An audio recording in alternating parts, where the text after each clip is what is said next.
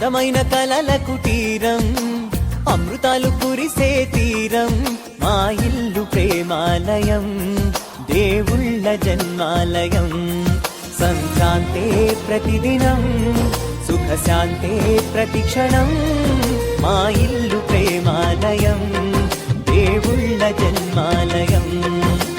అందమైన కలల కుటీరం, అమృతాలు కురిసే తీరం, మా ఇల్లు ప్రేమాలయం, దేవుళ్ళ జన్మాలయం.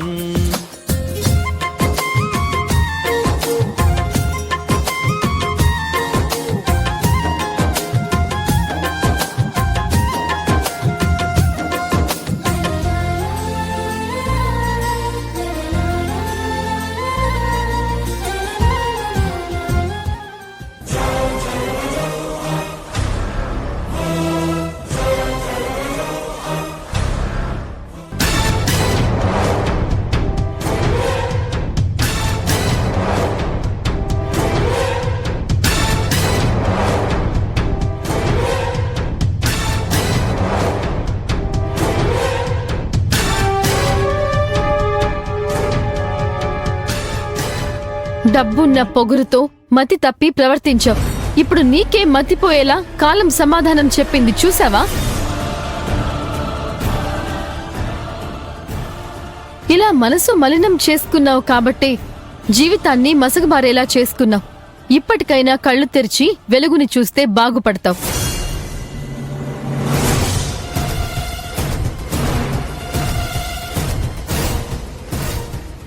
నువ్వు నా కుటుంబాన్ని తాకాలంటే ముందు ఈ అభిని దాటుకుని రావాలి. నువ్వు ఒక అగ్నిపర్వతం అయితే నీలాంటి లక్షల అగ్నిపర్వతాలను తట్టుకునే నిలబడే మహాసముద్రం నేను. నీకంత సీన్ లేదులే కాని నోరు మూసుకుని వెళ్ళు.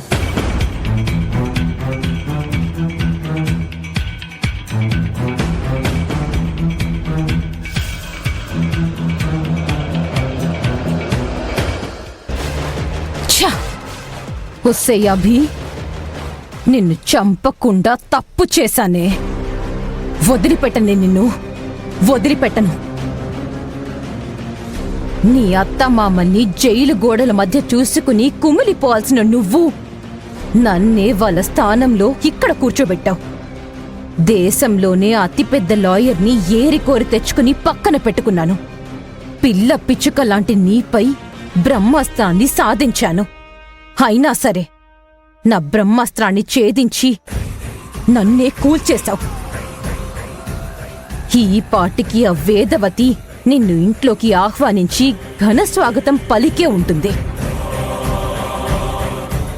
కాని నా గుండెల్లో రగులుతున్న బడబాగ్ని మిమ్మల్ని అంత తేలిగ్గా వదలను.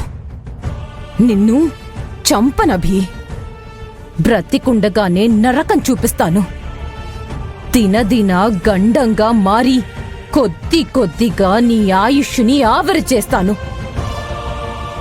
నీ కుటుంబాన్ని ఛిద్రం చేస్తూ నిన్ను చిత్రవధ చేస్తాను. నిప్పుల కొలిమిలో నీ కుటుంబం కాలుతుంటే క్షణ క్షణం నువ్వు కుమిలిపోయేలా చేస్తాను. నీకు నిద్రలేని రాత్రులు అందిస్తాను. ఇదే నా శపథం.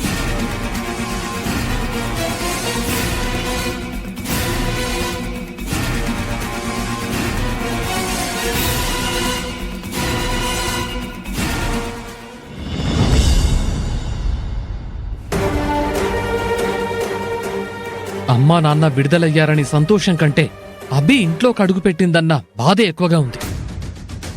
వీధిలో తిరిగే కుక్కని తీసుకొచ్చి వెండి పళ్ళెల్లో భోజనం పెట్టినట్టు ఆ అబ్బికి ఇంటి బయట ఉండడానికి అర్హత లేదంటే ఇప్పుడు ఏకంగా ఇంట్లోకే తీసుకొచ్చారు. కుక్కనైనా తన్ని తరిమేయచ్చు కాని వదినా, ఈ చక్కనమ్మని ఎలా వదిలించుకోవాలో నాకేం అర్థం కావడం లేదు. పైగా అత్తయ్య గారే స్వయంగా ఇంట్లోకి ఆహ్వానించి తీసుకొచ్చారు. అందుకే కదా ఒళ్ళు మండిపోతోంది. ఆ కనిష్కతో ఉంటే జీవితాలు మారిపోతాయి అనుకుంటే ఈ అబ్బి రాకుతో తలకిందులైపోయాయి. ఇప్పుడు కనిష్క మాత్రం ఏం చేస్తుంది వదినా? అది చేస్తా ఇది చేస్తా అని చెప్పి వెళ్లి జైల్లో కూర్చుంది.